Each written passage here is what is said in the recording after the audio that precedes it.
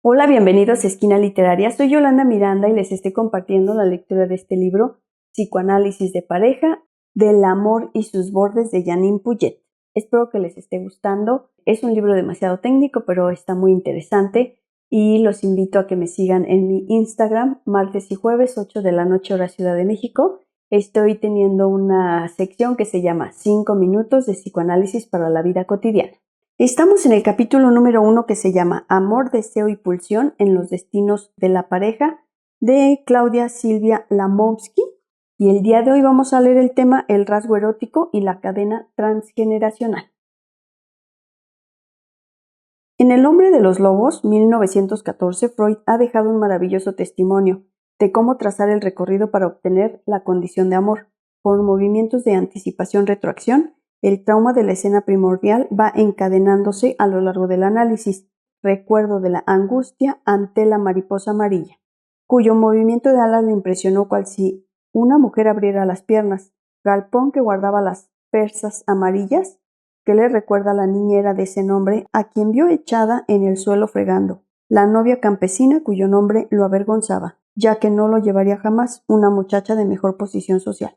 Freud plantea que este episodio de la primera infancia establece la conexión entre la escena primordial y la posterior compulsión amorosa, e introduce la condición de amor que la esclarece. La compulsión que partía de la escena primordial se transfirió a la escena de Grusha, fregando el piso con las nalgas hacia adelante.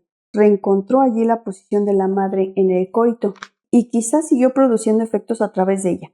Pero la condición de amor experimentó una modificación que atestiguaba la influencia de esta segunda escena. Se transfirió de la posición de la mujer a la actividad que realizaba en esa posición.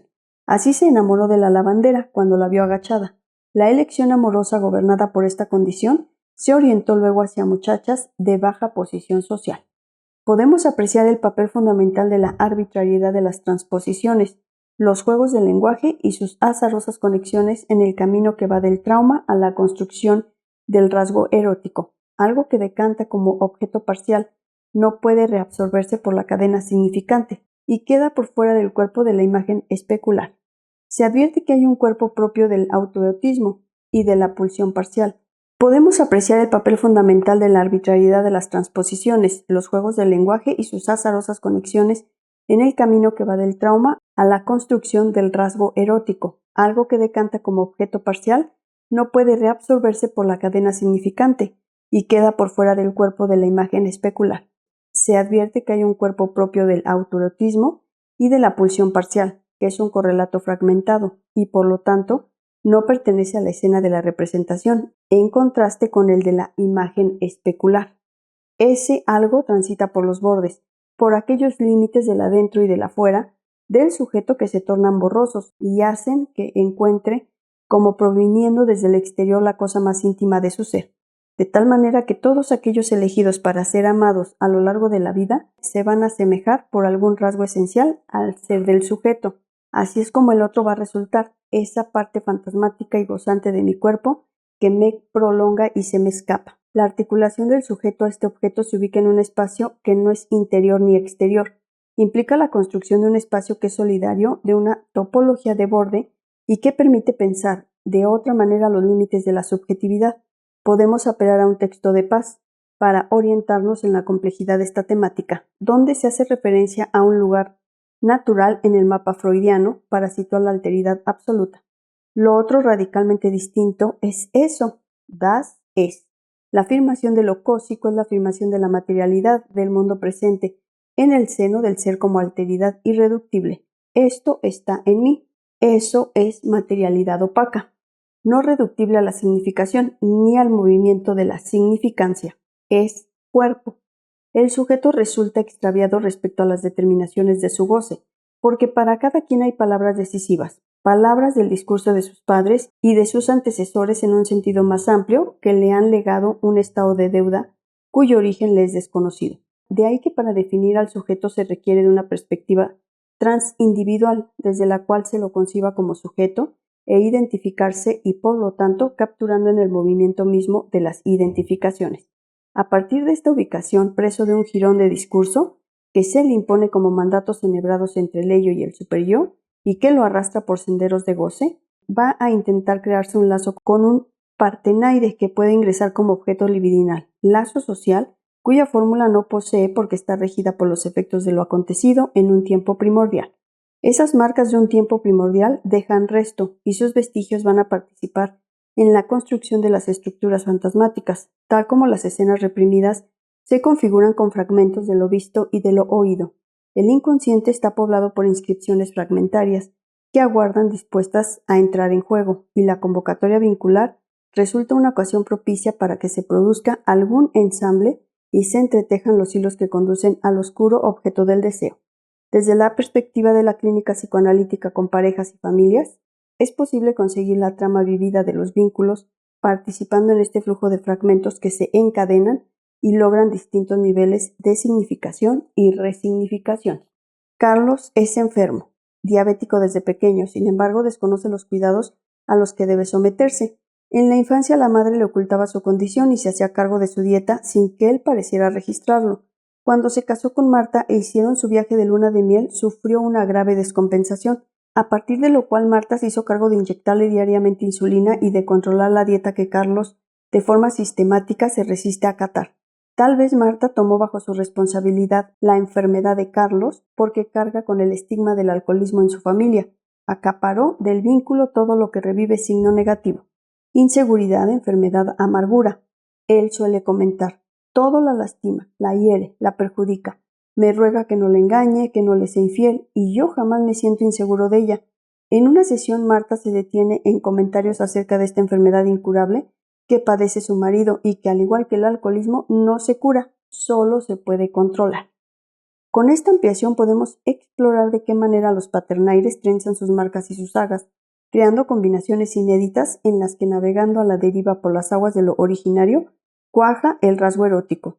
Se advierte que lo originario concierne efectos traumáticos de diversa índole.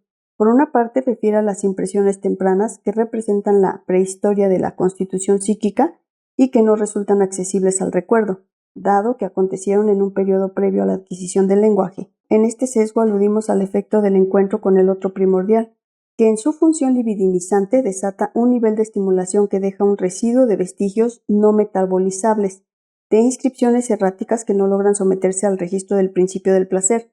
Estas impresiones abarcan vivencias de contenido sexual agresivo y también percepciones sensoriales, generalmente de lo visto y de lo oído. Podemos inferir que en compleja articulación con lo vivenciado, lo visto y lo oído en la temprana infancia, se combinan ciertas huellas adscritas a la historia inenarrable de los antepasados, restos de acontecimientos que no han logrado asimilación psíquica y que discurren por los canales transgeneracionales desbordando los límites de la singularidad.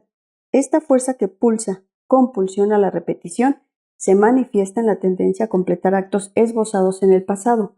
Lo no ligado en una generación, merced a mecanismos de repudio y renegación, se lega como herencia en su potencialidad traumática y pasa a formar parte de las pinturas rupestres del psiquismo. La excitación traumática que se recibe como proveniente del exterior obliga a un trabajo constante del aparato psíquico equiparable al que exige el accionar pulsional. Se produce esta equivalencia en tanto toda fuente de excitación sexual y perturbación económica se libera como quantum pulsional. Se impone la tarea de dominar estos estímulos, de ligarlos para que pueda haber deslizamiento por las cadenas y acceso a formas más elaboradas de satisfacción. En estas huellas que constituyen el núcleo inasimilable propio de lo que no ha podido ser simbolizado, anida un efecto potencial, orden inconsciente de lo no realizado. Se trata de una suerte de reserva, dispuesta a entrar en juego conforme a ciertas combinatorias posibles, inherentes a los vínculos. Por lo tanto, resulta decisiva para la constitución de la condición amorosa y en las elecciones que de ella se derivan, así como una vez que se baraja cada mesa, arma su juego. Desde la perspectiva vincular, es el marco de una determinada relación, que este núcleo inasimilable cobrará cierta forma absolutamente propia y original.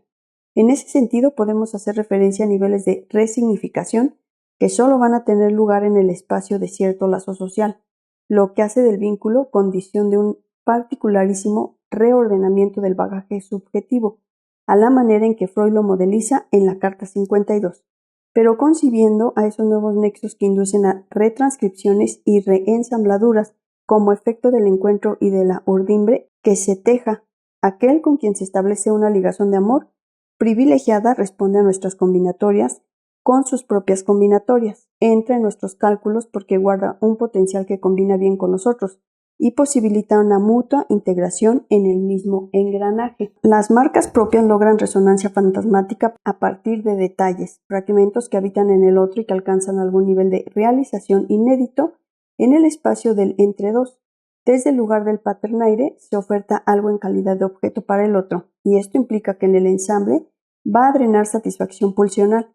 Según cómo se organice la demanda, para cada relación se pondrán en juego los posicionamientos respectivos. Así, este amor estará regido por la confirmación de una posición objetal alrededor de la cual cristalizará un fantasma acorde con la ubicación correlativa en identificaciones específicas. Es posible concebir el encuentro mismo como una convocatoria que se produce desde las marcas presubjetivas, desde ese vacío de significación que atrae y une en un lazo para la economía del goce, como espacio capaz de favorecer la tramitación de satisfacción pulsional o de incrementar su intensidad hasta niveles imposibles de soportar, por ser amenazantes para todo posible bienestar.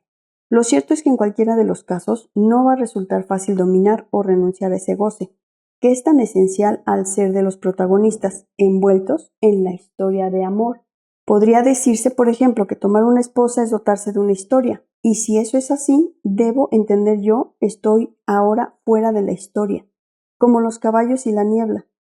O podría decirse que mi historia me ha dejado, o que he de seguir viviendo sin historia, o que la historia habrá de prescindir de mí en adelante, a menos que mi mujer escriba más cartas, o le cuente sus cosas a una amiga que lleve un diario. Entonces, años después, alguien podrá volver sobre este tiempo, interpretarlo a través de documentos escritos, de fragmentos dispersos y largas peroratas, de silencios y veladas imputaciones, y es entonces cuando germina en mí la idea de que la autobiografía en la historia de los pobres desdichados y de que estoy diciendo adiós a la historia. Adiós, amada mía. R. Carver, 1989. El revés de la trama. La relación amorosa, actividad compleja desatada por las exigencias pulsionales, se perfila como campo privilegiado para el despliegue del fantasma y espacio de procesamiento según cómo se articulen y desarticulen el amor, el deseo y la pulsión. El encuentro amoroso da lugar a goces parciales, pero el apremio pulsional tiende a degradar la vida erótica. El narcisismo por la vía sublimatoria abre paso al amor.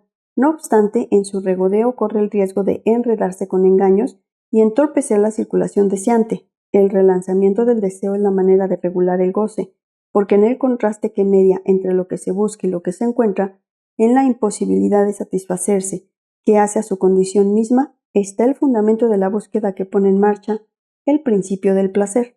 Habrá tela para tramitar lo que no ha accedido a la simbolización, según cómo se combinen el azar y la disposición en los entrecruzamientos significantes que abran paso a las vías sublimatorias. En el recorrido se recortan, retranscriben y encastran las piezas y retazos que cada uno aporta a lo que se podría denominar un fondo traumático.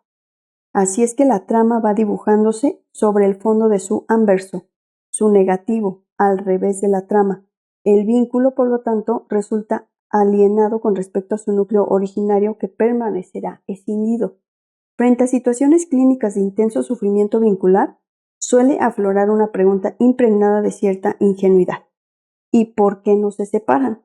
Desde la perspectiva de ese goce tan esencial en el que se encuentran involucrados, se advierte que los miembros de algunas parejas propician situaciones para dar lugar al más intenso desenfreno, muy a pesar de que simultáneamente este resulte atentatorio contra ellos mismos.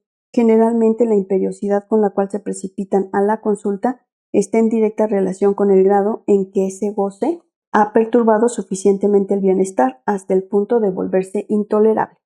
Será tarea del análisis abordar esas vías facilitadas para la insistencia pulsional en un proceso que propicie construir, reconstruir y resignificar las fórmulas que desde sus más oscuras marcas han engarzado los paternaires en posiciones de objeto parcial y que fueron sedimentando como verdadera impronta para su funcionamiento. No se trata solo de descifrar, sino de participar en otras formas de cifrar, de integrar en nuevas combinatorias significantes capaces de alumbrar simbolizaciones y ligaduras, de abrir preguntas o una gama de matices afectivos allí donde operaba la mudez de las formaciones de objeto.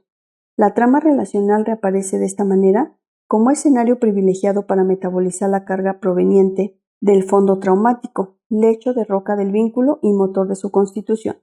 El ámbito de la clínica psicoanalítica con parejas favorece el despliegue de los recursos significantes alrededor de esa roca viva y posibilita el acceso a algún nivel de tramitación de las determinaciones inconscientes que dan sustento al vínculo, vía por la cual se verá afectada toda la maquinaria del goce, que es condición para que su intensidad pueda ceder. Este proceso involucrará un tiempo crítico, porque implica alterar la economía psíquica de quienes se encuentran inevitablemente enraizados en un funcionamiento de tales características. Ya de por sí, cuando una pareja acude a la consulta es porque la estructura relacional se ha visto conmovida y los basamentos inconscientes que la sustentaban están atravesando una etapa de desarticulación. Esto puede precipitar en episodios de franqueamiento de la trama simbólico-imaginaria, hasta llegar incluso a la descomposición de sus elementos, desatando las vivencias de extrañeza propias de la crisis, así como también episodios de desorganización subjetiva. Esta conmoción en la vida de pareja por lo general motiva la expectativa de que el tratamiento restituya rápidamente el anterior funcionamiento vincular, en la medida en que el dispositivo analítico invita al despliegue transferencial. Provoca un efecto descongestivo, pero en la dirección de crear condiciones para que la crisis pueda hacer su curso y dar lugar a la producción de nuevos sentidos.